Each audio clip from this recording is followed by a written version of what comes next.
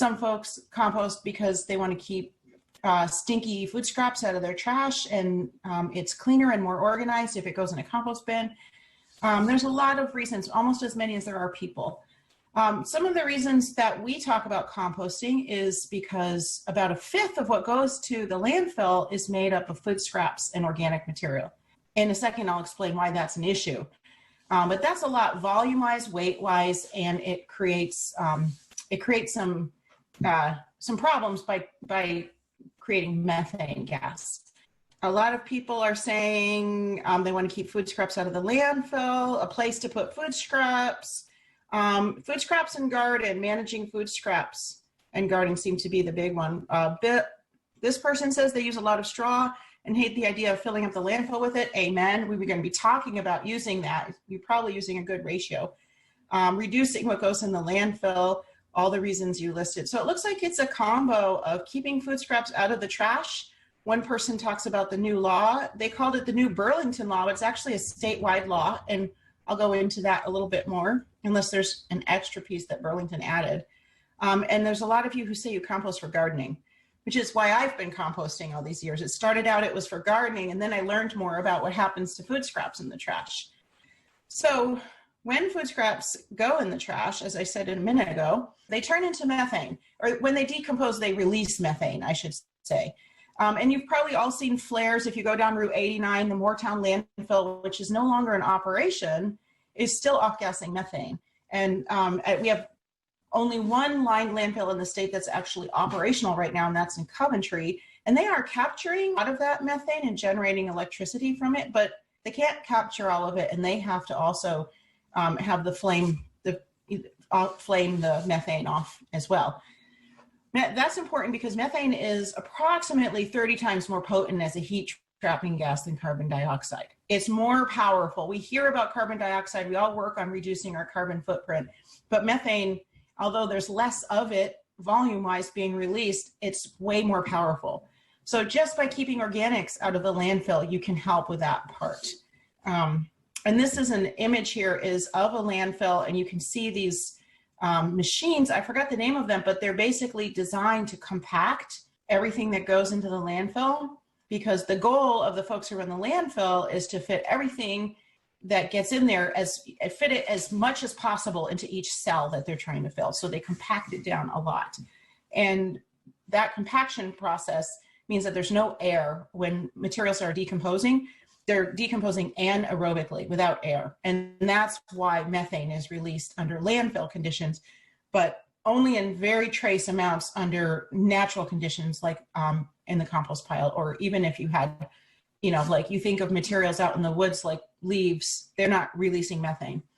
So that is one of the reasons for composting. And that leads me to talk about the Universal Recycling Law, which is Act 48, which a couple of you referenced when you talked about why you compost. And I'm not going to spend a lot of time on this. I'm just going to do a brief overview.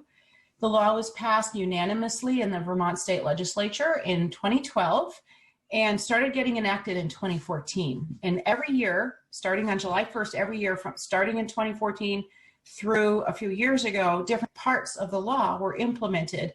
And this year, we are due to have the final piece of the law implemented, which is a landfill ban on all food scraps for residents and businesses. Up until now, we've been working on getting businesses set up with food scrap diversion. So you'll notice a lot of restaurants, grocery stores, universities, institutions are having their food scraps hauled away either by a farmer or a commercial composter. That's been getting in place, infrastructure is getting built, and now we're at the final phase of the law. And there's some things in place so that when that goes into effect in about 6 weeks, we have some infrastructure in place for residents as well. So of course, backyard composting is one option. It's the one that I believe is the least expensive and simplest for a lot of people, not for everybody. And I'm sure you can all think of people for whom backyard composting isn't really an option, whether they live in a small apartment or they're sick or they have an injury or they just don't want to. But it is one option. I think every survey we've seen of Vermonters shows that about 60% of Vermonters are already composting, which is great. But there are other options. Drop-off sites are all over the state. Every transfer station in the state is or should be accepting food scraps for, and then those get hauled away to commercial scale composters or for anaerobic digestion, depending on where it is. A lot of the commercial composters have free household drop-off sites at their facility, and that's where, like in Montpelier, there's Vermont Compost, Moortown Grow Compost, and I want to say Walden, but I think it's technically Greensboro Bend. There's Black Dirt Farm, and they all take your food scraps if you bring them to their site directly, and they typically don't charge for that. I have here on my list down here, I wrote down the word neighbors, because every now and then you can find a really sweet informal deal with a neighbor where maybe you have a neighbor that gardens and they would welcome a little extra food scrap in their compost so they get more compost on the other end of it, or vice versa. That's a really great way to just set up a little informal situation where either you can manage your food scraps or someone or you can receive more and then end up with more material for your gardens. Community composting is another really neat thing that has been happening around the state. I don't know exactly how many there are. I don't think there's many more than a dozen sites right now, so it's pretty limited. But it's a great solution for, say, a community garden or even a multi-unit housing project or site if it has the right number of folks interested and the right kind of land. It's a place where the folks in that small community can manage their food scraps and compost on site.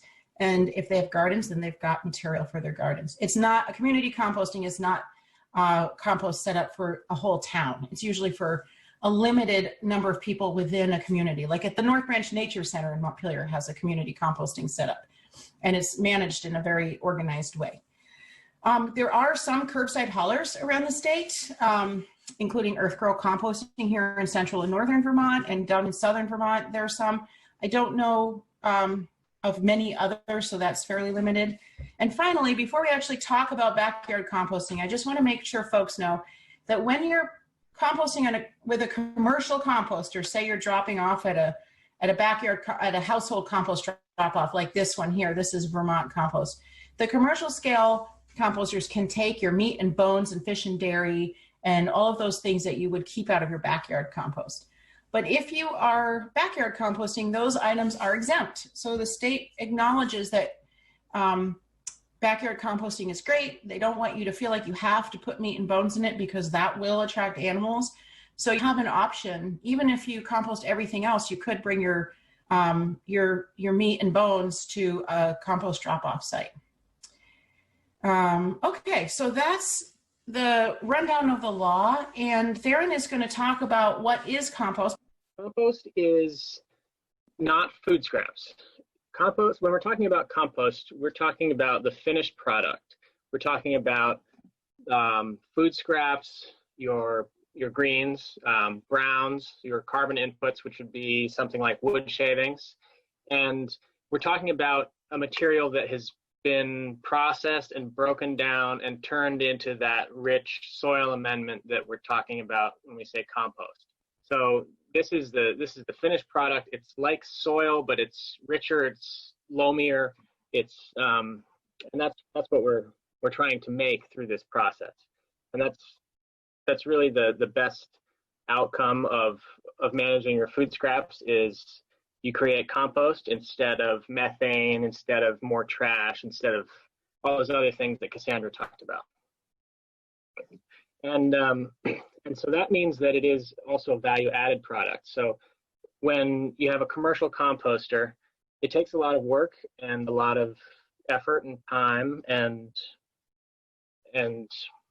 organization to create that compost, to pick up the food scraps from wherever they're picking them up from, whether that's a restaurant or a grocery store, and then they bring them back, they process them, they grind them up, they mix them with the browns, which we'll get into more later.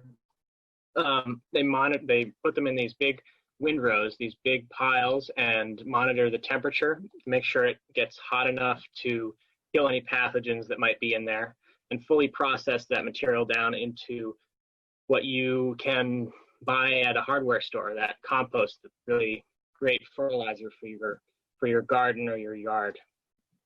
So the other thing about compost that's important to remember is that it is alive.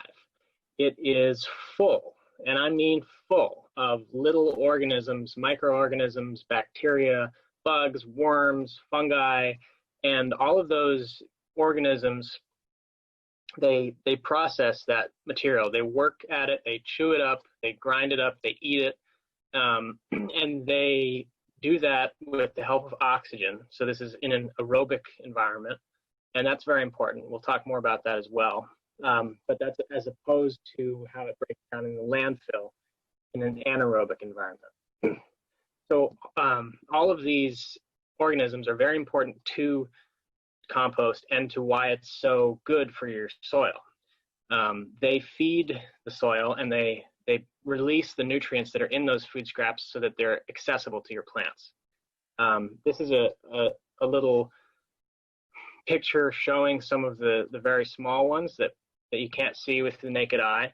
The point of showing this, though, is that there are so many in your soil and in your compost. 1 teaspoon of soil has between 100 million and 1 billion microorganisms. So if you have a compost pile, that's just billions and billions and billions of these little microorganisms that are really, really important for the composting process and for making your yard and garden healthy. To compost properly, you want to keep all of those microorganisms happy. And like any other organism, they need food, they need air, and they need water. Think of it like a pet. If it gets too dry, you've got to give it water. If it's too wet and sort of mucky, sloppy, it means you have to aerate it, which would mean turning it, maybe adding some browns, some sort of bulk to introduce a little more air into it. And then the food is going to be your inputs. It'll be your food scraps, it'll be your browns, your carbon inputs, and then, yeah, you have to balance all 3 of those out. And it's not super complicated, but you do have to know what to look for. So we'll talk more about that process. When you're adding your food, it's important to remember that you have both greens and browns. The greens are your nitrogen inputs. That's your food scraps. Your browns are going to be your carbon inputs, and that's going to be in a ratio of about 3 to 1. So you want 3 times as much carbon as you do nitrogen. That means 3 times as much wood shavings as food scraps. And we'll talk more about that, but you want to remember that ratio of 3 to 1, and that's specific to the food that you're giving in compost. So now Cassandra will walk us through some of the different systems that people use for composting, and she'll cover regular composting as well as some methods to tackle meat and bones and things like that. Thanks, Theron. I also just wanted to check in with Dora. Yeah, we had a few questions. Somebody's asking, is backyard compost considered sterile? I'll take that one, but I think Theron probably will have something to add too. No, and it shouldn't be sterile. Everything that Theron just talked about, compost is alive. If you don't have those microorganisms in your compost, you don't have compost. And the plants need that as well if this is something you're creating for your garden. So I would discourage folks from thinking about compost as a sterile thing. It should never be sterile, and it doesn't work as what it is if it is sterile. Did you have anything more to add to that, Theron? Well, when I see the word sterile, I think that means that there's no bacterial or microscopic life there. It's like an operating room, and that's exactly the opposite of what you want when you're doing compost. You want that life. You want that biodiverse, rich bouquet of all kinds of different things. That's going to be molds. It's going to be bacteria. It's going to be fungi. It's going to be bugs. All that stuff. You want it. That's great. Okay. So you got a brief overview of what compost is, and it's essentially microorganisms that are chewing, eating, and decomposing your food scraps and those browns that Theron talked about. And one of the folks who answered in the chat box earlier said he uses or they use a lot of straw. That's a great example of a brown. And Theron will go into more detail about what that could be. But when we say brown, we basically mean those carbon-rich materials like leaves, wood shavings, mulch hay, even some animal bedding if it's very dry. Like I get some goat bedding for my compost that's mostly straw and wood shavings and a little bit of actual animal manure. That's great stuff. That's called browns, and you want to be adding significant amount, as Theron had mentioned earlier, 3 parts browns to 1 part food scraps. And you can eyeball that. That's not something you have to measure exactly. So given all that, we're going to just keep that in mind while we start looking at compost systems. And we're going to go over a few of the most common types of compost bins and systems that we think most of you have probably seen, keeping in mind that we know that there are hundreds, if not thousands, of different ways that people compost. We're just covering some of the most common ones now. And if you really get into this, you can do a lot of research and find all kinds of cool ideas online. But for now, we're just going to talk about, basic backyard pre-made bins, some DIY ideas, some tumblers, and a couple of other ways you can compost. So for folks who are already composting, you probably already have a system in place in your backyard, and you may be thinking about how to tweak it. Maybe it's working, maybe it's not. And for folks who are new, I just want to go through this list here with you before you get started. So even if you're already composting, you may think about some of this stuff and change up your system a little bit. And if you haven't, it's a great time to consider what you have for space, what your goals are, how much time and energy do you have before you even think about putting in a new compost system. And so you'll learn about which ones take more time and energy and which ones take less. But the space thing is a big deal. I have 2/10 of an acre. That's plenty of space for a couple of compost bins. Some people have no yard at all. Some people live on a farm and have 100 acres. So that is a really important consideration when you think about where and how you'll install a compost system. And what kind you'll use. Your goals, earlier, some folks said their goals were gardening. Some folks said their goals were just keeping food scraps out of the landfill. A lot of people had combined goals. So there are different systems that will meet those different goals as well. And don't forget your time and energy. That's really important. Don't set yourself up, please. I'm asking, please don't set yourself up to have to monitor or manage something that you actually don't have the time or the energy for. And then by the time you finish this presentation, I hope you'll understand there are ways to do this very simply without a huge amount of time and energy, but still do it correctly and well. So that's it. We're going to get started talking about pre-made bins. Those are probably the kind that a lot of people think about when they think about composting. And there are dozens, if not hundreds, of different brands of pre-made bins. We are featuring the Soil Saver because that's the kind that most of the solid waste management entities in the state of Vermont use, and we sell them typically at cost to our residents. But by all means, there are many, many other versions of this. But typically, they're made out of some kind of black plastic, and they're fully enclosed except for the bottom, which is typically open to the soil.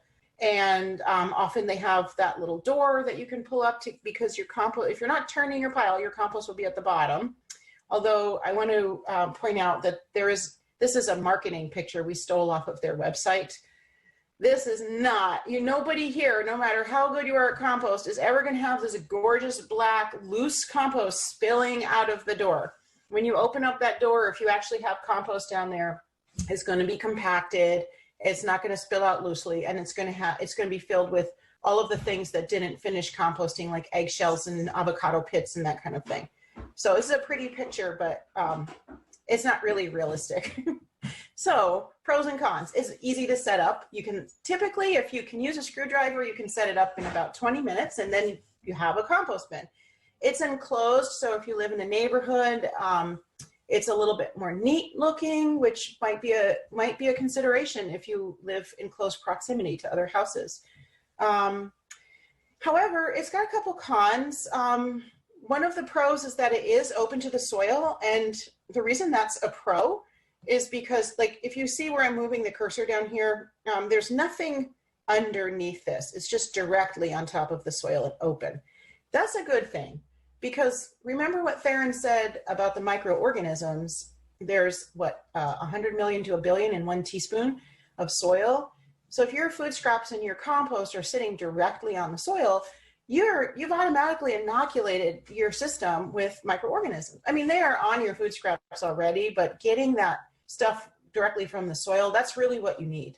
And that we'll talk about that more when we talk about systems that are enclosed, like tumblers.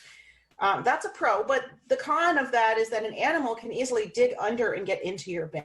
So one fix for that is to simply lay down a piece of hardware cloth on the ground. And I'm going to assume that there's some folks on the webinar right now who have not heard of hardware cloth. And forgive me that I don't have an image. You'll see some pictures of it later. They're not great, but I think you'll know what it is when you see it. It's essentially a very firm, stiff screen that's very open. Typically for a compost system, you'd get either a 1/2 inch or 1/4 inch hardware cloth.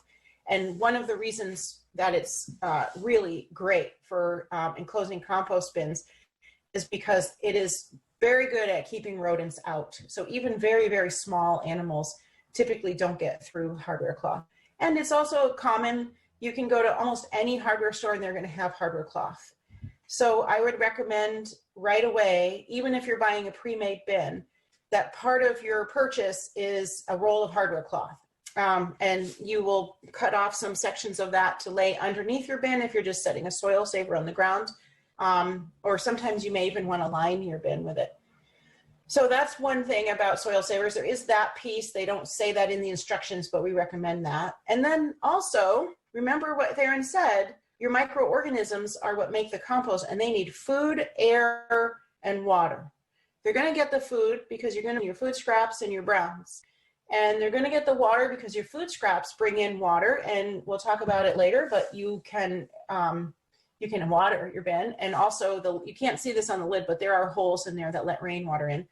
But the air isn't so easy in this bin. You can see that although there are some little vent holes on the side, you can see them more clearly here in the front. This is more or less just a black wall of plastic. These ones are made out of 100% recycled plastic. Nonetheless, that's blocking airflow. So you're going to have to bring the air in by turning the pile. That could be a pro or a con depending on what kind of time and energy you have. But just keep in mind, if you use a soil saver, in order for it to work, you're going to have to make sure the materials are aerated. And that's probably going to mean you and a pitchfork or some kind of a compost turning tool where you bring the materials that are on the outside edges and on the bottom, and you just pull them up and you sort of turn the whole thing inside out and introduce air.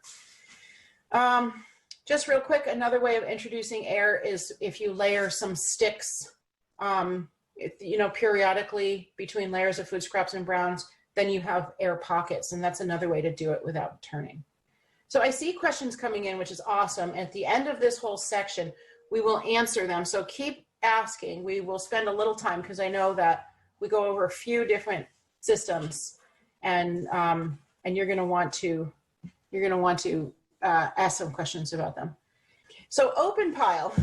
This before I tell you about this, I just want to say I know folks can raise their hands and I can see it now. So raise your hand if you're composting with an open pile, or if you ever have. And I know if you could see Theron, his hand would be raised. Theron and I have both composted in open piles. And let's see if I can see any other participants. Have you ever composted just in an open pile? So far, we got 13 folks raising their hand. There might be more. So that works great. I mean, that's why I did it for nearly 20 years, because the aeration issue is solved. The air just literally flows in through the sides of the pile, and it makes a natural chimney and comes up right out the top. So far, we've got 16 folks who are saying they've composted an open pile. Of course, and also it's very easy to turn. You can just get your pitchfork and literally flip the pile from, take your materials and just put them all next to it. And before you know it, you've turned the whole pile upside down and you've aerated it. So in terms of aeration and management, that's great. However, the whole reason I put this slide on here is because I want folks to know that the Vermont Department of Fish and Wildlife actually discourages this kind of composting. I also want you to know composting in an open pile is composting. I've had people say, I don't really compost, I just throw it in a pile. That's composting.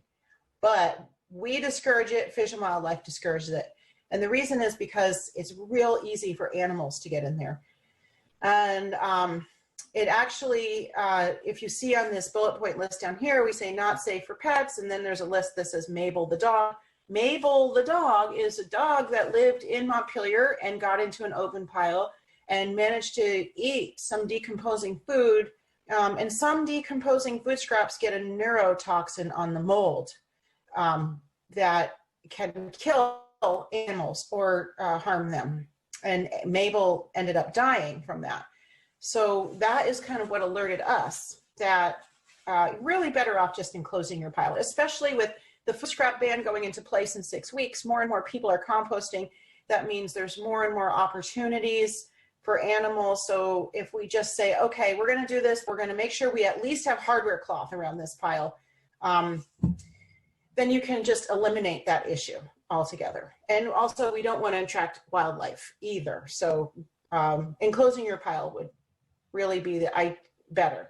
So we just talked about pre-made systems. We talked about open piles. Now we're going to talk about what, to my mind, this is the ideal, if you can afford it, if you have the time, if you have the space. This, to me, is the best way to compost if you have it. And I say that with full disclosure, I don't have this system. And that is because I'm not a builder and I don't have the money to hire a builder. So I have two, not soil savers, but pre-made bins that are similar to soil savers. And I also have a tumbler.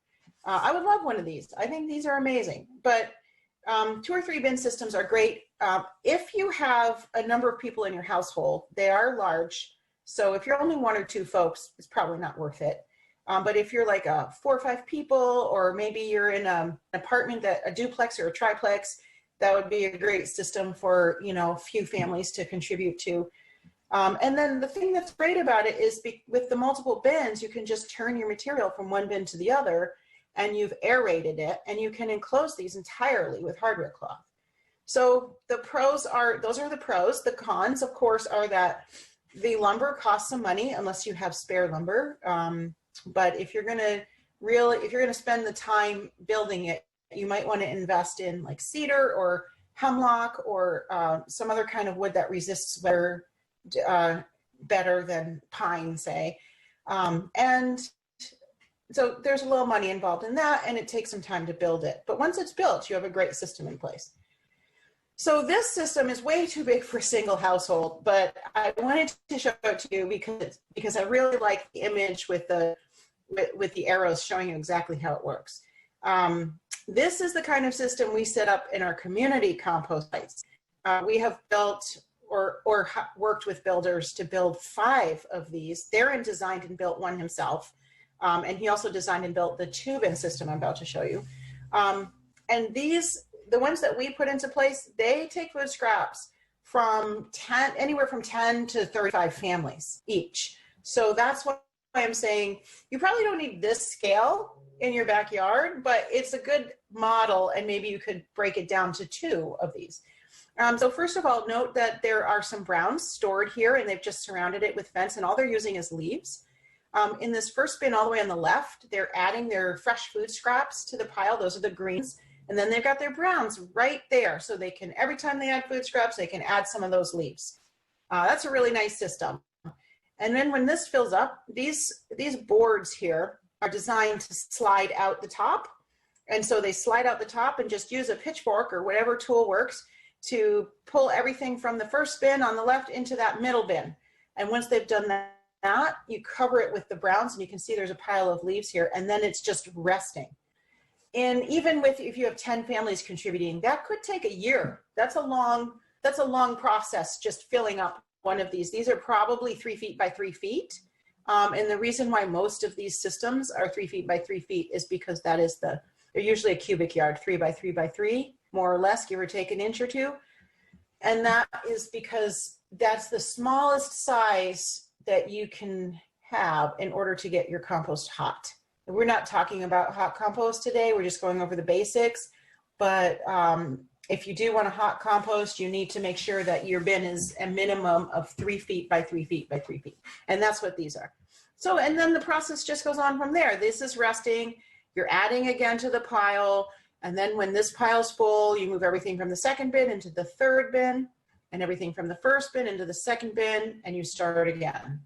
And right here, they're calling this finished compost. Some people would say that in that third bin, it's curing, which means it's not quite ready. It's just in the final stages of decomposing anything that could be left. And again, in a backyard system, this is a minimum of a year before you have any finished compost. Unless you're like a genius and you're hot composting everything and you have a ton of time and energy and you're really managing it. But for most of us, we're talking about a year. So that's for 3 bins. This 2-bin system is the same concept, except it's just 2 bins, and that is perfect for a backyard system for a household. Even a couple of households, that's still enough space. And you can see here, there's Theron. He designed and built this with Jan, who used to work at the district as well.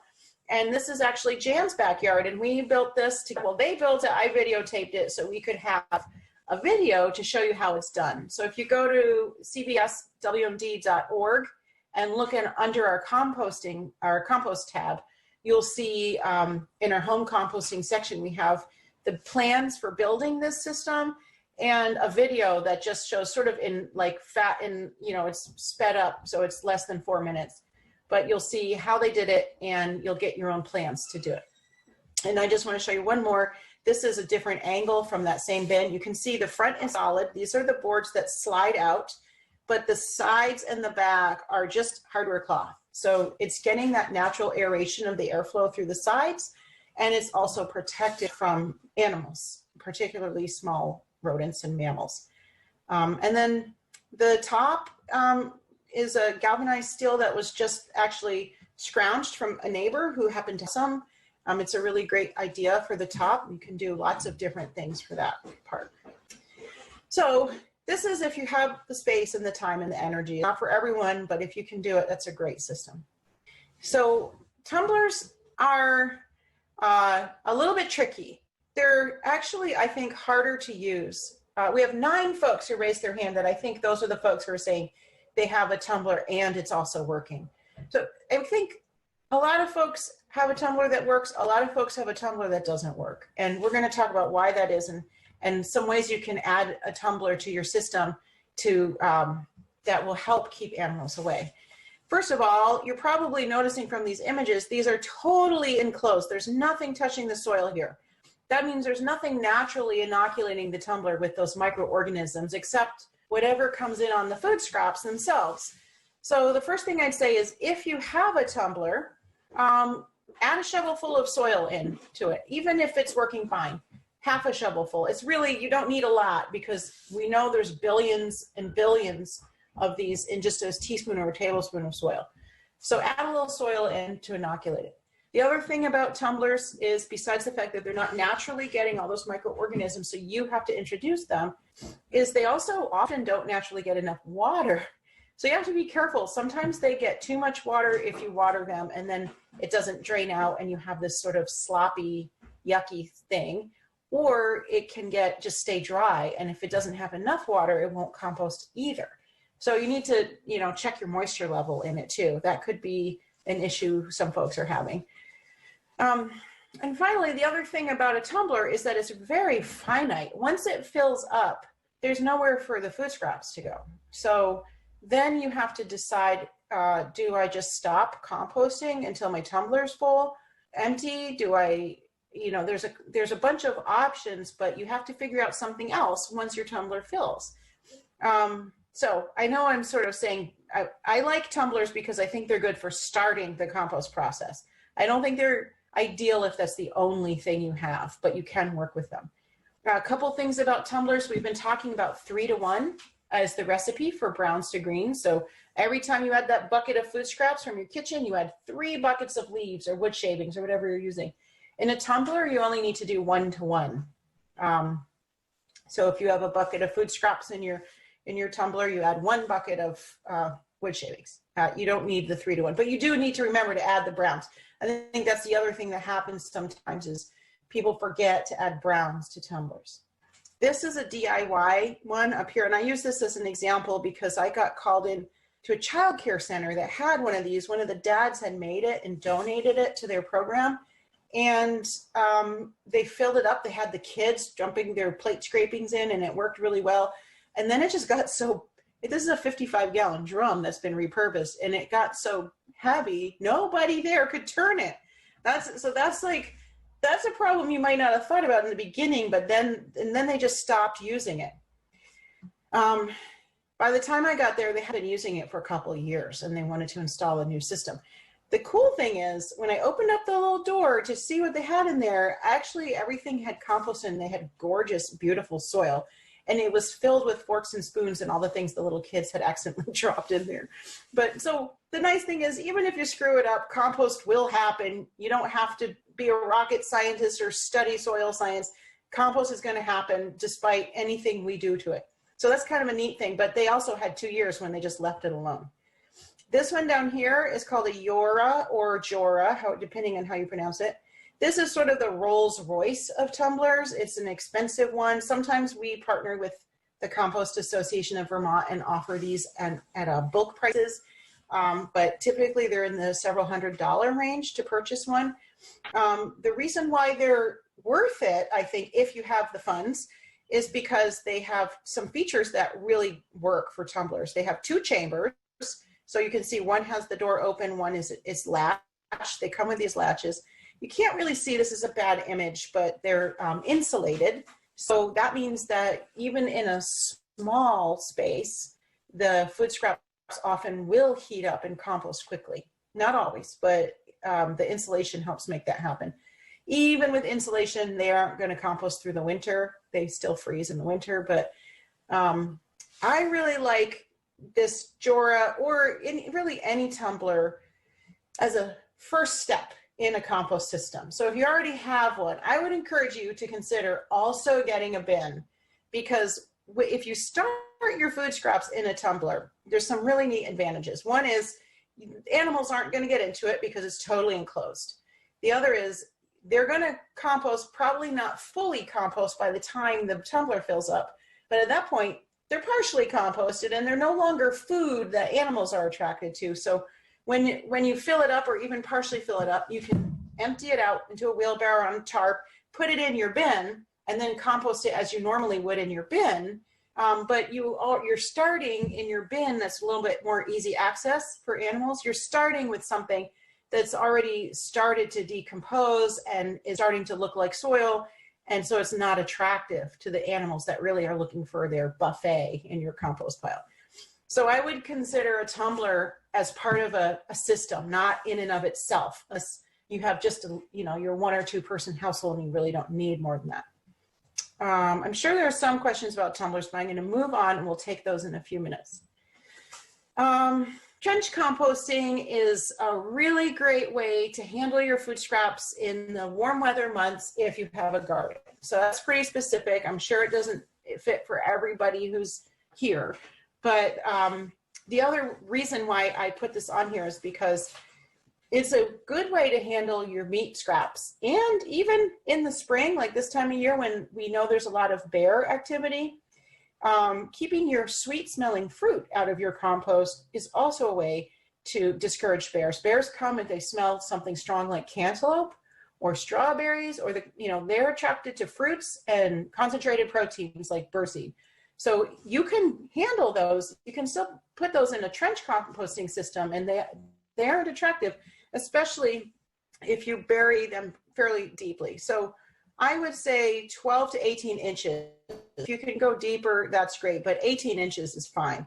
And you start by just digging a trench, and you can see it's already pre-dug. And then you pour your food scraps into one section. This is a huge can. You're probably gonna have a little, like 1 or 2 gallon bucket from your kitchen. You pour your 1 or 2 gallons of food scraps, and then you just cover it immediately with that soil that you've left on the sides. So it's completely covered. And then you still have the rest of your trench, and every day or every other day, however long you empty your food scraps, or however often, you add it to the trench, you cover it with soil. And once you've covered it with soil, you can plant right on top of it. You can put a tomato in, you can put some seeds in, you can put your transplants in. you don't need to add browns. You don't need to mix it. This isn't regular composting. It's just, it literally, you put it directly into the soil, deep down, cover it up, and it just decomposes directly underground. It's not like the landfill with the anaerobic, conditions, because you're not compacting it. So it's kind of an interesting way to compost and get that nutrients directly into your garden too. So I just wanted to mention that as one option. It's clearly not for everybody, but it is kind of helpful in the garden season for some of us. So all of those were compost systems. There's many, many others. This system that I'm about to talk about is not composting, and that's why I saved this for the last. This is a green cone. A green cone is not, you're not getting compost out of it. You don't add browns, you don't need to mix it. You put your materials in, they decompose underground, and that's it. So these are newly installed green cones. Underneath the ground here, there's a whole basket that goes down about 2.5, 3 feet.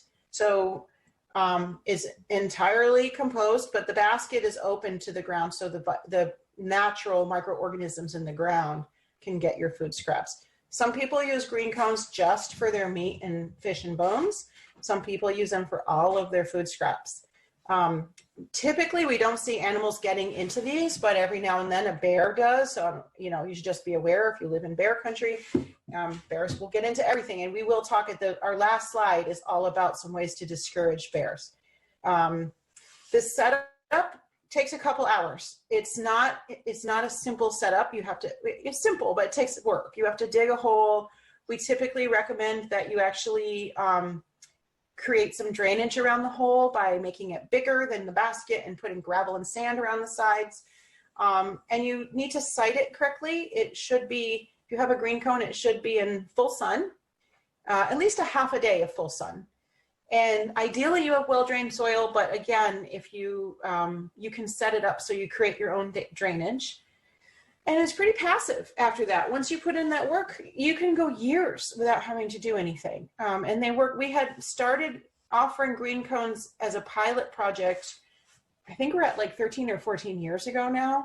And I still run into people who have those same green cones they got during the pilot project, and they're still working and they haven't had to move them. So if you site it correctly, they can last a very long time. They more or less digest underground, so it's a very different kind of decomposition than composting. What else? I think I covered everything about green cones. They're really great if you have only a small space, as long as it's in full sun. This is the system I recommend if you're one of those folks who said you just want to manage your food scraps and keep them out of the landfill. But if you're not a gardener, or you don't really want to or have the time for all the work involved in turning and managing a compost system, a green cone is a great setup for that. It's also, some people will pair it. They'll get a compost bin and a green cone, and they manage, the green cone is for their meat scraps, or even you can put pet waste in it. If you are putting pet waste in, I would just keep your green cone away from your garden, but it's not going to harm your ornamental plants. Some people actually put the green cone in the middle of their vegetable garden because we used to call it a fertilizer stick. One of the neat things that happens with a green cone is the soil all around it is just absolutely nutrient rich from, it just flows out of that underground basket. So it is a nice thing to put in a vegetable garden. Your soil is already getting fertilized just from using the green cone. So there may be some questions about green cones, but I'm going to go on to one more slide before we're ready to start taking questions. Remember browns, and this is what I meant when I said throughout the whole presentation, we're going to be talking about what you can do to keep animals away. The number one thing you can do is remember to use 3 times as many browns as greens. Every single time you add your food scraps, add 3 times as many browns. And in order to do that, you should have your browns right next to your bin. It's not going to happen if they're in a garage or a shed or somewhere you have to walk to. So like you saw in that picture of the 3-bin system, they had that huge fenced cylinder with leaves in it. This is actually one of my compost bins, and this is what I keep my browns in. This is just a 32-gallon Rubbermaid trash barrel. I actually think it was something someone left here when I bought the house. So it works. It's got a fitted lid, and I keep wood shavings or goat bedding or whatever I can find for browns in there. And I have a little scoop I made out of an old bleach bucket, and every time I add my greens, I can add my browns. This is a similar system. This is actually a soil saver. The lid is sort of falling off there. This is actually at the synagogue in Montpelier, and they have just a small can. They don't have as much food scraps going in as my home compost because they only add after their weekly, they have weekly or every other weekly meals. So they don't get a lot going in there, but they make sure they keep browns right next to the bin. So if you already are composting and you haven't done this, I would suggest figuring out a container or system for storing your browns, really like pairing it with your compost bin. And if you're new and you're about to set up a system, it's a great opportunity to really think through how you're going to do that before you even start. That's a close up. So that was a lot. That was a lot. And I'd like to invite, I see we have quite a few questions. So let's take a break and I will answer some questions before Theron goes into more detail about exactly what goes in and what stays out of your compost bin. Some folks earlier had some questions about where they can source browns and if you had some more ideas on what kind of browns you can use. Absolutely. Theron will definitely be going into a little bit more detail about that. But if you just want to buy them, most stores that sell animal stuff like supplies for livestock have animal bedding. That's basically wood shavings. And you can buy a bale of wood shavings in Montpelier right down at Guy's Farm and Yard and also at Tractor Supply. They're about $5.50. And a bale will last months. So that's one option. You can get wood shavings at a mill where they're already, milling wood. You can, in the fall or the spring, get leaves from folks that are raking them up anyway and they leave them out. I have gotten leaves by just posting on Front Porch Forum that I'm looking for leaves, and people are happy to have me come take away their bagged leaves. Theron, what other ideas do you have for sourcing browns? You could also get browns from, for example, a horse stable. I know that they often use wood shavings as bedding for horses and other animals, so that would be a good way to source some browns. Yeah, you could go to a mill. That's usually what I do. You could go to a mill or some sort of woodworking shop if you have one local, and they often have just a whole bunch of wood shavings that they need to get rid of. Some other ideas are if anyone in your family is a logger, chainsaw, the chips from chainsawing are great. I don't want you to, wood chips are a little bit different than wood shavings, so just be aware if they're the size coming from a chainsaw is usually perfect, but the larger size wood chips are more for aerating than browns. And you can see that this is the slide Theron's about to go over. There's a few other ideas that he'll go into in more detail in a few minutes. Yeah. The other thing that you could do, I'm just going to say this now, is if you have a big lawn and you mow it, if you let the grass clippings dry out, they become browns. Right. They're basically hay. Yeah. And speaking of which, I just want to say that since Theron brought up grass clippings, that's absolutely right. If they dry out, they're browns. If you put grass clippings in your compost bin and they haven't dried out, those are greens. And you will still need to add 3 times as many browns as greens. And so if you have like a couple bags full of, from your lawnmower bags full of green grass clippings, you're going to find that your compost pile gets very hot very quickly. And so just keep in mind, if you're not going to dry it out, you should be thinking about how to add the correct amount of browns to that as well. Any other questions? Let's take a couple more before we move on. Yeah, so somebody has a soil saver, and they were asking, I think they're asking how do they turn it? Or, yeah, how do they turn the food scraps inside? Sure. There's a few ways. One way is just get a pitchfork, and it's kind of a pain because I bet you're anticipating that when it's full, it's absolutely true. When it's full, when you've filled it up, even with a pitchfork, you can only get down a little ways. You can't get all the way to the bottom. So you could get started with a pitchfork. I would recommend purchasing a compost turning tool. They run around $25 and you can't find them anywhere locally. You'll have to go online. I got one at Amazon. Gardener Supply has them. There's other mostly garden specific stores often have compost turners. And they come in different shapes. I like the one that looks like an auger. You just turn it and you pull up little plugs, because those will go all the way to the bottom of the pile. But another way to turn it is to actually move the bin. You can either like slide it off the top of the pile and move it over, or you can actually take it apart and put it back together. So you would just say like twice a year, you might want to do this job. And then you would just actually move all your materials from one bin into another. So I think I didn't really talk about this in the soil saver section, but I actually recommend that you get 2 soil savers, because one is going to be the one that's filling up all the time, right? And then at some point, you're going to want to turn all that into another bin. And you can manage it within one bin. It's just a little trickier. But if you have a second bin, you just take everything out and you literally just take a pitchfork and pull it out of that bin and put it in the other bin. And after you've done that, then you have one bin that's full of the freshly turned and aerated materials and one bin that's empty, and you can let the freshly aerated materials rest while you fill up the empty bin with your new food scraps and browns. We have another question here. Someone's asking, is one method of composting faster than another?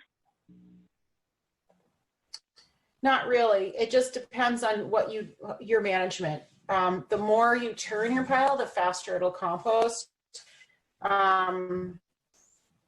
I don't think any one of them works any faster than the others. It's all about management. If you're adding your browns and you're turning your pile regularly in a backyard system, it's still going to take them. I'd say if you're really good, you could probably have finished compost in 6 months, but it's more likely a year.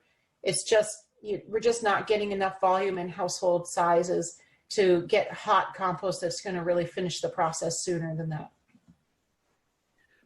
I would mention that the tumblers, like the Yora, they do break things down very quickly. Part of that, I'd say, is because it's so easy to turn it.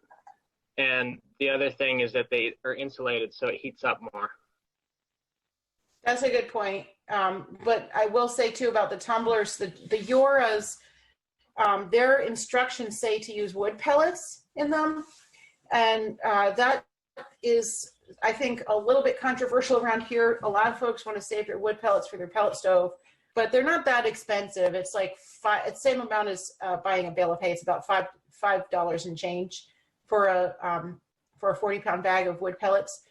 And if you're using wood pellets as your browns in your Yora, it will heat up incredibly quickly, and you don't even need that many of them. But if you're not using wood pellets, they don't heat up as well. So but they do finish more quickly in the Yora. But you still need to finish them in a 3-bin system even after that. Someone's asking about the green cones. They're asking, could you put wood-based kitty litter and cat waste in there? That's a really good question, and I'm glad that was asked because it comes up every time. And I did forget to mention when talking about the green cones that I think I said no browns, but I just want to emphasize, don't put browns in a green cone, and that would include the wood-based kitty litter, because the green cone is like the opposite of regular compost. If it has browns, it will stop working. The browns kind of just, stuff it up, and it just can't digest everything in there. So for kitty litter, I would say you can compost your kitty litter. I would just do it in a different way. I mean, some people, I don't know what you have for space, but there are folks who just have a special compost pile that's far, far away from their other, like any edible food they're growing or any other compost pile. You can also put the chunks like the kitty poop and pee in the green cone, but the actual litter should not go in the green cone. All right, so I've seen a lot of questions coming in about what are greens, what are browns, what's okay to put in. We're going to cover all that right now in the recipe section. So to start out with the recipe, remember that this is the food for those microorganisms, and you want to create an environment that they're happy in, where they are nourished and happy. So the greens are your nitrogen-rich materials, and they are going to provide protein for the organisms to build their bodies, their cells, etc. The carbon is going to provide them with their energy.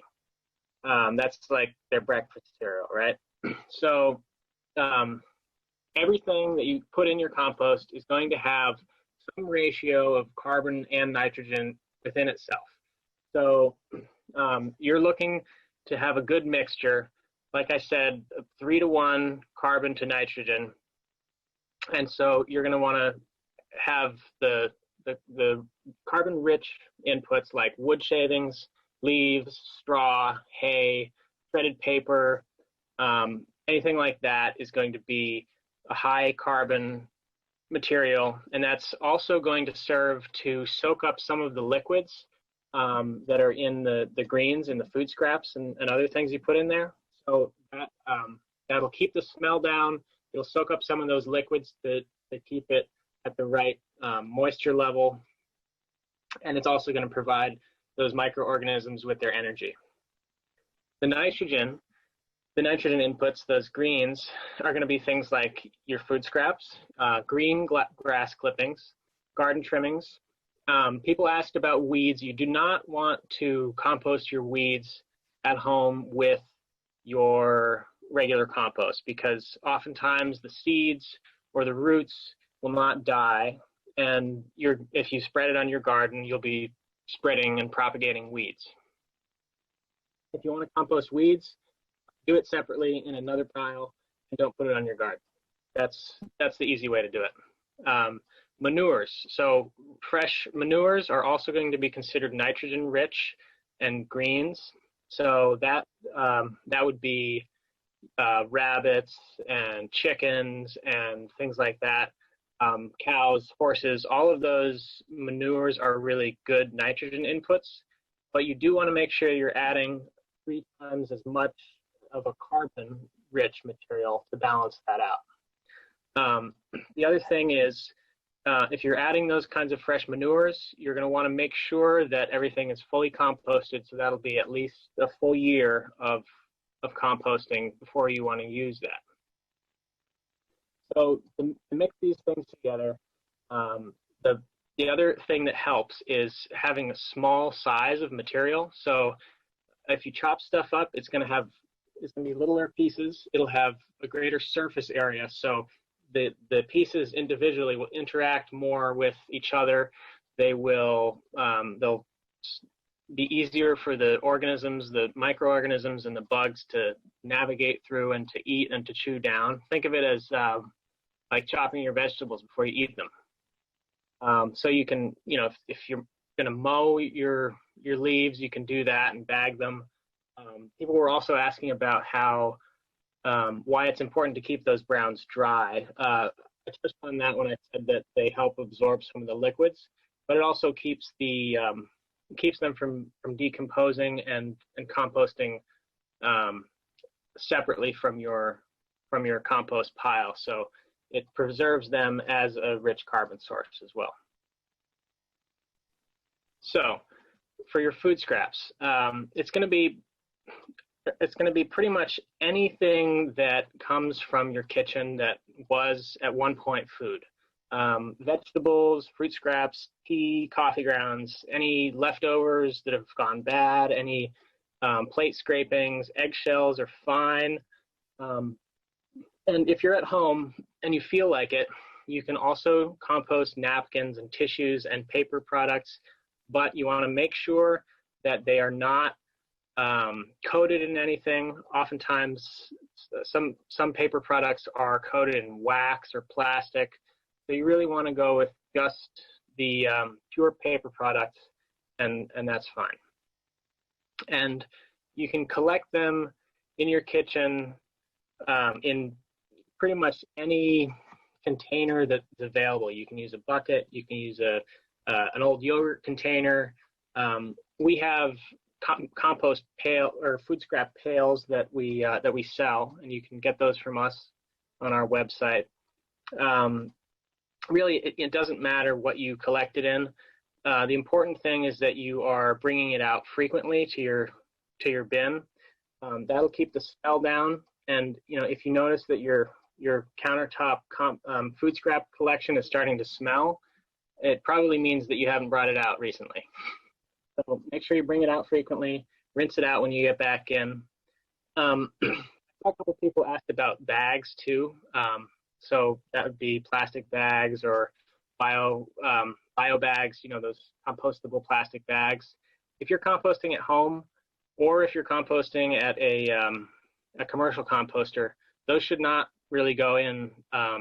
And the reason is that they are still plastic, and they're not going to break down like your food scraps and like your carbon inputs are. You're gonna end up having to pick those out of your compost, and we do not recommend those. So if you're doing it at home, if you're dropping stuff off at a commercial composter, the easiest way is just to use a sturdy plastic or metal container of some sort, and then just rinse it out every time you're done with it. So next we're going to talk about some of the browns. And we have covered some of these, but yeah, leaves, sawdust, dead plants, plant stalks like from tall flowers from last year. You can crush those up and put those in, that's fine. If you don't have anything else, shredded paper, paper towels, those kinds of things will work too. Again, you just want to make sure that they're not coated in anything. If they're coated in something, they will not break down very well, and again, you're going to have to pick them out. So things specifically to keep out are anything that is synthetic, anything that's man-made. So that's going to be fruit stickers, vegetable stickers, those little coated stickers you see at the grocery store, twist ties, rubber bands, and I have meat and bones there.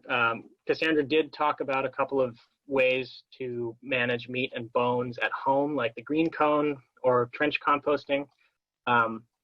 But you can also bring those to a commercial site. You don't want to put them in your regular compost though, because they do often attract animals. The other thing I have on here is flowers from a florist, and that's because they're often treated with a fungicide. If you remember back to when we were talking about those microorganisms, fungus is a very important part of the ecosystem in compost, and that really helps break down a lot of things and promote biological activity that you want in your compost. The other thing that you want to make sure you don't put in is, for example, anything that you've treated with pesticides or herbicides, because if you do, those things, those chemicals and those toxins will often persist even through the composting process, and you'll end up putting those on whatever you're putting your compost on. We have another webinar entirely about reducing toxins and toxics at home, and if you're interested in learning more about that, we have more information on that. So that covers the browns and the greens and the recipe. I'm just going to say it again. Remember that 3-to-1 ratio. You want 3 times as much carbon as you do nitrogen, and that's going to keep your bacteria and your microorganisms happy and healthy. Sandra's going to talk to us now a little bit about maintaining the compost pile, about making sure that it's happy in its other needs. Everything up till now has brought you to this point where there's a few more things to know about upkeep and some really good tips for keeping animals away. You've gotten some real granular information about what goes in, what goes out, that 3-to-1 ratio. If you turn off the webinar right now, I hope you walk away just knowing I've got to figure out a way to have browns on my site stored next to my bin and add 3 times as many greens every time I add my food scraps. That's the main thing we really want you to walk away with. After that, hardware cloth, enclosing your bin. A few other upkeep things that will keep your compost system working well. And before I talk about these, I want to say that we all know what a compost system that's not working well looks like, and more importantly, smells like. And the main point is, if you can smell it, something's wrong, and it's something you can fix.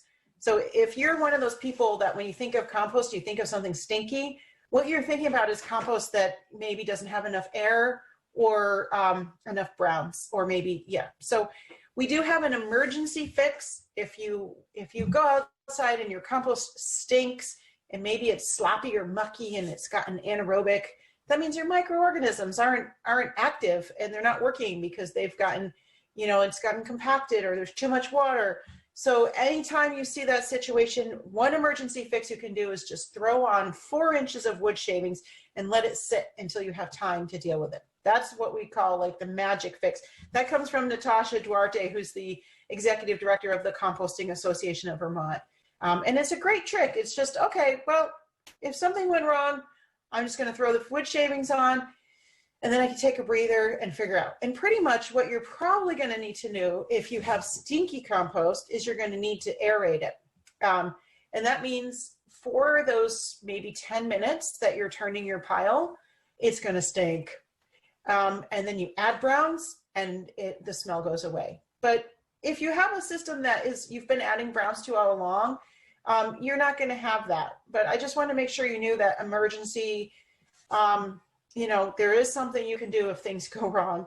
And again, just like the example of that tumbler that at the daycare center that just sat for a couple of years, eventually everything composted. So it's all going to compost in the end anyway.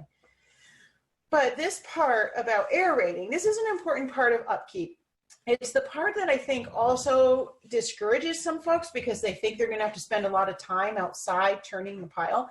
And it's true, you do need to keep your pile aerated, but you don't necessarily need to turn it every week, every day, maybe even not every month sometimes. But you just need to make sure it is getting air.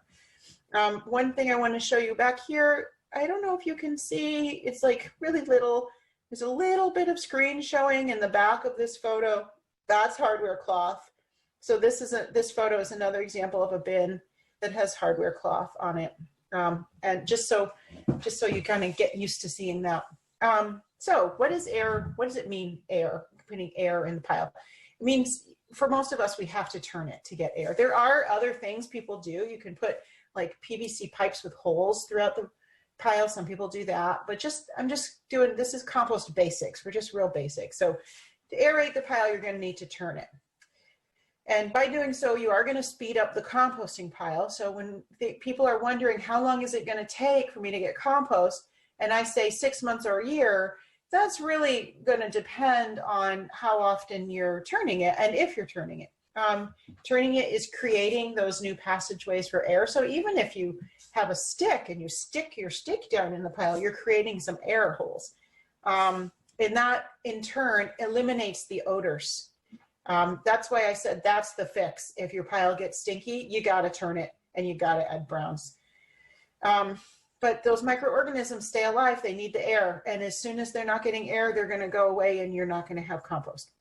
So I would say the frequency of how often you turn it kind of depends on your time, your energy, and your goals. If you know you're going to get compost in a year, and you might want to turn it every month, every couple months. That's kind of how I do it. Every now and then I go a little nuts and I try really hard to make my little backyard bin become hot compost, and I'll be turning it regularly. But the bottom line is you don't have to do that. You just have to turn it. I would say start with once a month. It's not a rule. You don't even have to do it that much. When I composted for 20 years and I literally turned it twice a year, once in the spring and once in the fall. So it's your call, and also you want to make sure that you're paying attention to what your compost looks like and smells like. And sometimes it will give you clues that it needs to be turned. You know, a lot of times when you're composting, your pile looks really full, and the next time you go out, it's like 6 inches shorter. That's because it's been active and those microorganisms are working and they're decomposing the food scraps. And when the pile is shrinking, that means it's turning into compost, but it's also compacting a little bit when it does that. So that's a good time. If you've noticed your pile is shrunk, that's a good time to just give it a turn. The other thing that we need to keep in mind is the humidity, or the water in the compost. So this is really an eyeball test. None of us, I don't think, on this webinar are commercial scale composters, so we don't have to have precise calculations. But in your backyard compost, you can just eyeball it. And you can eyeball it, or you can do the squeeze test. And basically what you're looking for is, does it look dry? Does it feel dry? If so, add water.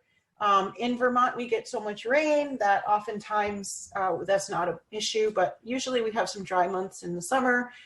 So you want to keep an eye on that. If it's dry, you're not going to have that microbial action either. And then you're also it's just going to compost more slowly, or not at all if it's too dry. And that happens in tumblers too. If you have a tumbler and it gets real dry because it's not exposed to rainwater. So you can also do the squeeze test. And I love doing this, but not everybody likes to stick their hand in the compost. And when I say that, I don't mean stick your hand into raw food scraps. I mean, grab a hold of the stuff that's actually decomposed and looks like compost. And you just take your hand and you squeeze it.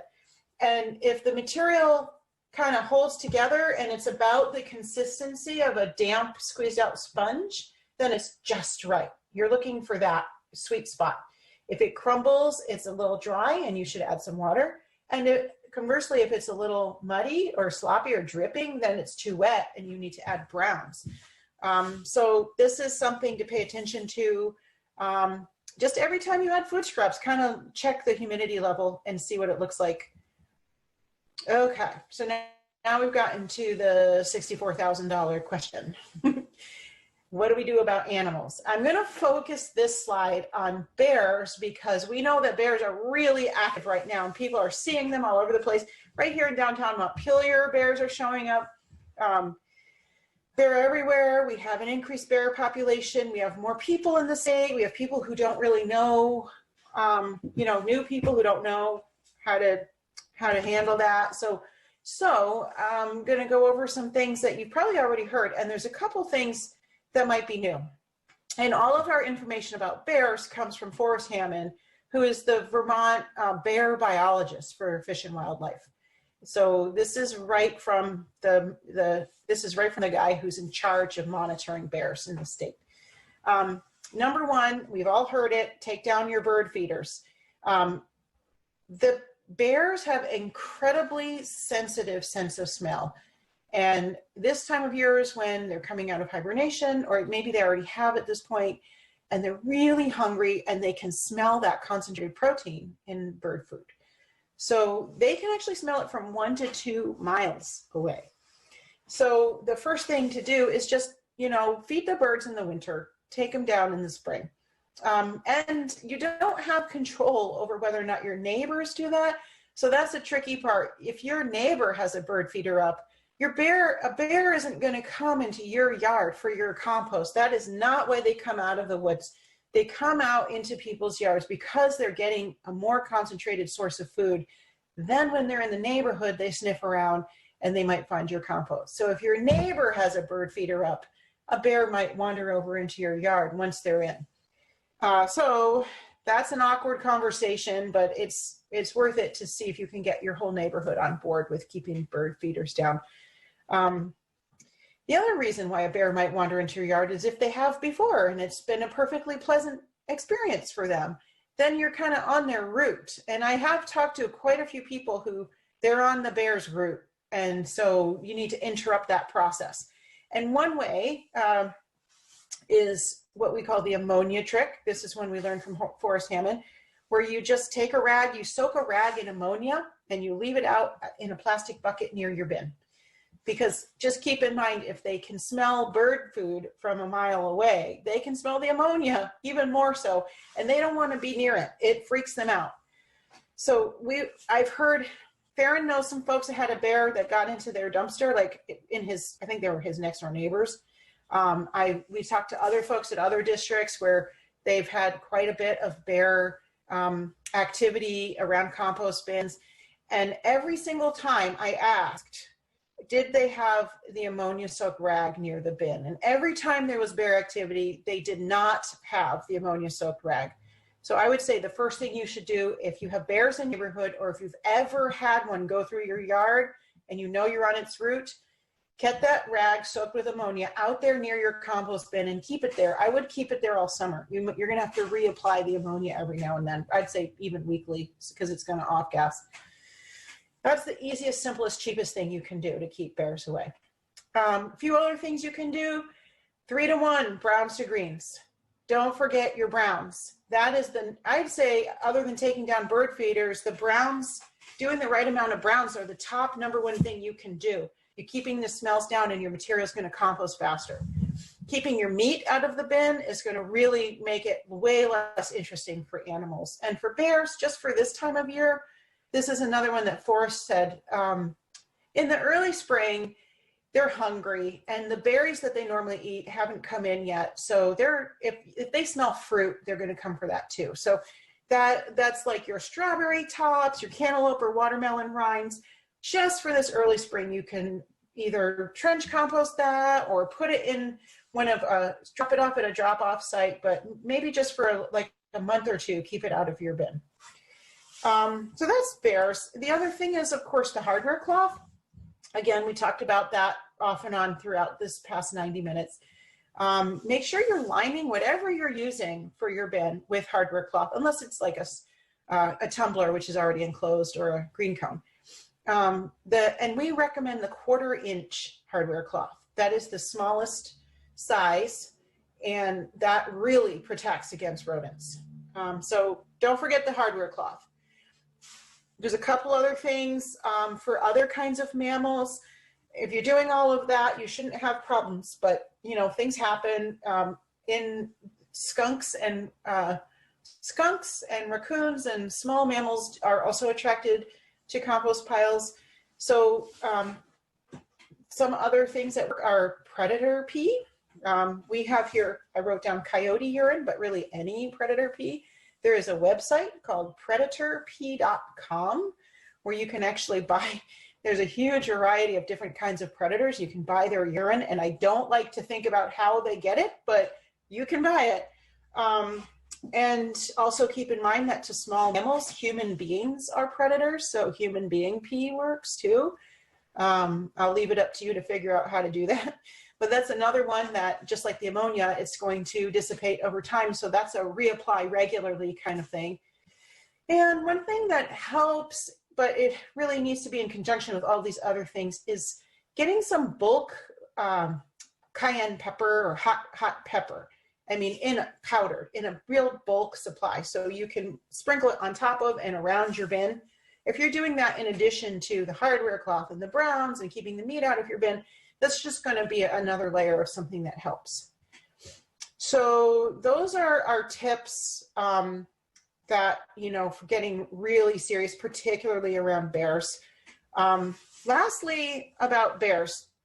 If you're somebody who lives in a place where you see a bear every year or regularly throughout the summer, that means that bear is comfortable coming to your property. And that means that bear has not had a negative experience on your property. If you like bears, you want that bear to have a negative experience so they will go away, because a fed bear is a dead bear. So a couple of things you can do is, one, just make a heck of a lot of noise when they come.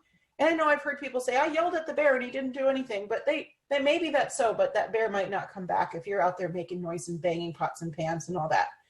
The other thing, if you're real serious about this, beekeepers do this, is this is a more extreme option, but you could enclose your compost system with electric fencing. If you go that route, the wildlife biologists recommend that you actually bait the electric fence and put some butter on it. So one time that bear bites down on that peanut butter and you will never see that bear again. It won't kill the bear, but it will keep them away. So, you know, that's a tip I think that most people probably won't do because it's a lot of time and money to put up an electric fence. But if you live out in the country and you want to make sure bears don't come back, it might be worth it, even if you just do it for a year or two. Ooh, I see one good question. Do you have a realistic photo of finished compost? You know, I'm so used to doing this as a live presentation that I usually bring my finished compost with me and pass it around. And that is such a good question. I think what I'll do is I'll take a picture of it. I don't have it on this, but I will take a picture of it. And if I really get my act together, I will send it around. Yeah, so we have a lot of questions. We have a few people asking about how to compost during the winter. How does it work? Is it the same process? And would it be the same process for green cones too? Okay, I'll take that one. Theron, maybe you'll take the next one. Composting during the winter is basically, think of it as storage. The materials aren't going to have biological activity during the winter, but it's really important to keep adding them. Green cone or compost bin, and you add the browns the same as you would during the spring. And what you just have to do is just that if you start out your winter with an empty bin, you'll have enough space. It's going to fill up real quick if you're trying to pile your food scraps on top of a half full or 3/4 full bin. That's partly why we recommend that 2-bin system. In the green cone, they also fill up during the winter. They are active, but much more, they're very, very slow. So I would say that you can keep composting through the winter. Theron has a great system that he's done with a trash can composter for the winter. Can you describe that, Theron? Sure. So, yeah, in the winter, everything just freezes solid. So, and it's also my compost bin is way out in the backyard. So this winter, what I did is I had a big 40-gallon tote with wheels, and I would bring our food scraps out to that, and then I'd cover them up with wood shavings, and that built up to about a half full tote. And then in the spring, when everything thawed out, I just rolled it on down to the compost bin and I dumped it in, and then I mixed it up and continued on composting like that. Cool. We also had some questions about what kinds of paper should be avoided for browns. Specifically, somebody had asked, can you put like colored cardboard in there? And are there any other kinds of paper you should not put in your compost? I'll answer that one. So you don't want to put any kind of coated paper in. That would be, for example, like magazines, glossy papers, probably colored cardboard would fall under that as well. You want to try to stick to completely neutral, uncoated papers like office paper, newspaper, egg cartons. That kind of stuff is fine. But again, those things are perfectly recyclable. So if you have other sources of browns that you can get to, they would be better. We had a couple of people asking if you could talk about adding worms to your bin. Is that a good thing? And any other suggestions around? I mean, the worms will come. They're already in the soil. And I think all earthworms, maybe most earthworms, correct me if you know better, either of you, are actually invasive species in at least in the Northeast. So I would recommend against adding worms. You definitely don't need to, and they will come anyway. And we also had a few questions about how often should you turn your bin? Is there such thing as overturning? No, there isn't really such thing as overturning. If you're talking about a tumbler, you could turn it every day. That'll be fine. I turn my tumbler every time I add food scraps, and sometimes if I'm walking by and I just feel like it. So yeah, you could turn your compost every day. I think there's some value in giving it a little bit of a rest as well. So I would maybe, because part of what happens is, even if you're not, hot composting is defined by certain temperatures. I believe it's between 141 and 160 degrees Fahrenheit. But your compost pile, even if it's a smaller than than the mass that you need for hot composting, it'll still heat up. And that happens actually when you haven't turned it for a while. When it's pretty full and you've let it sit for a while, you might start to feel it getting hot. And turning it will cool it down. And that heat indicates that the microorganisms are active. So if you start to feel some heat from your compost pile, you might want to just not turn it for a couple days and let that activity happen. That means things are really, no pun intended, cooking in there. We've got a question specifically when you were talking about dumping the soil saver when it's full. Someone's asking, is it okay to dump it and let that material rest even if it hasn't fully decomposed? Yes. I think at that point, if it's resting, it's still composting during the resting process. And someone is also asking about your suggestion to use 2 soil savers. They were asking, do you have to turn both of them even after you have moved everything to the second container? At that point, so that's a good question, and I'd like to take a stab at it and then hear what Theron has to say about it too. But at that point, when you've turned all your materials from one bin into the other, you then have one bin that's like half or full or all the way full, and you have one empty bin. Once you've done that, by the time you get enough materials in one bin to turn into the other bin, those materials have been composting for a while. That takes a few months at the least amount of time. Sometimes it takes 6 months. So you can just let it rest in that second bin. You don't have to keep turning it. Usually when I do that, that's right before winter. So like in November, I will take all my materials from one bin, I'll put it in the other bin, and then that just sits over the winter. And I don't turn it again until the spring when I take it out of the bin, and then I'll let it rest on the ground for another month or two before I put it in the garden. So the short answer is no, you don't have to turn both bins once you do that. Once you turn the material into one bin, then consider that the resting bin. And the one that you're adding food scraps to is the one that you want to manage with turning. Theron, would you say anything else about that? I think that's a great answer. Okay, we're getting a few questions about what kinds of animal waste you can add to the bin or to the green cones. So a few people are asking about dog waste, chicken waste, and horse waste. I can talk to that one. So yeah, I saw some people asking about the shavings at the bottom of a chicken coop. That is fine. That's going to be probably a mixture of the shavings, which are going to be a carbon input, and the chicken manure, which is going to be a nitrogen input. So those should compost perfectly. I'm not sure what the ratio is, not seeing it, but I just try to keep to that 3-to-1 ratio. So if it's mostly chicken poop, you're going to want to add some browns. If it's mostly wood shavings, you're going to want to add some more greens. For horse manure, yes, it's fine to use that. If it's mixed, again, it's the same thing. If it's mixed in with browns with wood shavings, you want to try to balance that ratio out to keep the ratio right. What was the other one you mentioned, Dora? Pet waste? Yeah, I believe somebody, I think it was dog waste, chicken waste, and horse waste. Okay, yeah. So horse waste, that's fine. That's going to be a manure. You mix that in with browns, it'll compost, it'll be great.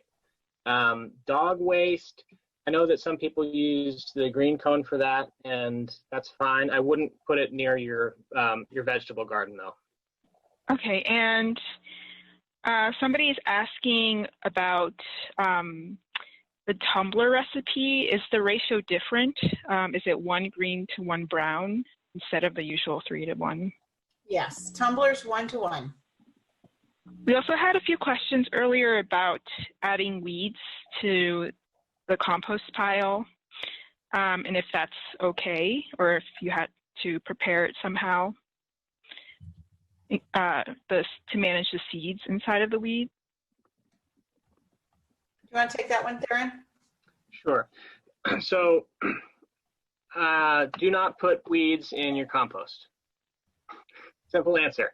The seeds will sometimes survive, and if you don't want the weeds in your garden and you put that compost back in your garden, you're probably going to get the same weeds that you were pulling out before. And somebody's asking if you can add ash to their compost.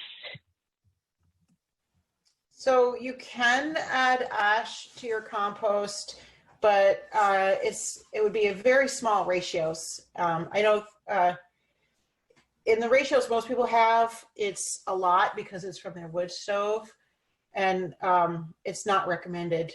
And I think Theron has some good information about like what it does to the chemical composition of the pile. Yeah, so I can add to that. Ash is basic, which means it's the opposite of acidic. And the bacteria that we like to have in our compost, they like it a little acidic. So if you add too much ash, you'll mess up the pH balance, and the bacteria won't do as well. So your compost won't work as well. So if you're gonna use ash in your garden, one of the things you can do is use it sort of like lime. You can spread it, sprinkle it a little bit out over the whole garden in the spring, but not too much. And you want to do it early on so that it will help absorb it into the soil and disperse it so it's not too concentrated. We have a question here about someone saying they heard you can add dryer lint and animal fur into the compost bin. Would any of those be brown? So dryer lint actually contains a lot of microplastics, so we recommend just throwing that away. Some people use it to start fires if you're camping or something, but in general, I would keep dryer lint out of the compost. Most of us don't have 100% natural clothing anymore, so it's really actually a lot of polyester fibers and plastic fibers in there. So no to dryer lint. Animal fur you can put in there, but it really doesn't break down, so it's not going to act like a brown. So you could put it in there. If it does break down, it's going to take a really long time, but it's not going to have that the characteristics that you need in a brown in terms of absorbing moisture or contributing to the microorganisms food supply. And we have a question about green cones. Someone's asking, does it need to be a certain distance from the water because their property is in front of a lake? Yeah, it does actually. You would use the same lakefront setback rules as you would for, like, say, a septic system or anything else, which I believe is 100 feet. But you might want to contact the state of Vermont or your local town and find out what those local rules are. But green cones do have the nutrients from the food scraps do seep into the soil around. So you need to use the same setback rules that apply for any septic type system would apply for a green cone. We have a question. So you mentioned that meat and bones and dairy can go into a green cone. Can dairy also be added to a compost bin? Yes. Someone's also asking about the neurotoxins in compost. They're wondering, does the finished compost have it as well, and would it be dangerous if they were spreading it in their garden soil? Potentially dangerous. No. It's only in the decomposing food, and it's actually specifically in a mold on the decomposing food that completely decomposes and breaks down in the composting process. If I can add to that, also, by the time your food scraps have turned into compost, your dog's not going to be interested in it. It's just going to be like dirt. So. So for the last question, somebody's asking, how much can a green cone handle, and how long before it will be full? That really, actually, I also wanted, there's one more question I'm going to give to Theron after this too. Someone wants to know about composting flowers from a florist. But to the green cone question, it depends on how much you're adding, but the green cone manufacturers say that in the spring and summer months, the green cone will digest approximately 2 to 4 gallons of material a day. I think that might be an overestimation, but it is really working hard in the warmer weather. And when it gets into, we're talking winter months and cold, it still works because it's underground, but it's digesting in the order of around a half a gallon every day or two. So if you have a family of 4 and you're putting all of your food scraps in there, you may need 2 cones or a cone and a compost bin. But if you're just 1 or 2 people, 1 cone should be enough. Listen, I would like Theron to take one more question because I see somebody said, why can't you compost flowers from a florist? Yeah, and he did talk about that, but it's worth emphasizing. Yeah, so the problem with composting flowers from a florist is that they're often treated with fungicides, and they would kill the fungus that you want in your compost bin. The same thing goes for pesticides and herbicides. You don't want any of those toxic chemicals in your compost because you want it to be alive and thriving, and you want to promote that microbial, bacterial, microorganism life. And that will, you know, if you put any of those chemicals in, you'll mess up your ecosystem. So thank you, everybody. Thank you, Theron and Dora, and we will be in touch.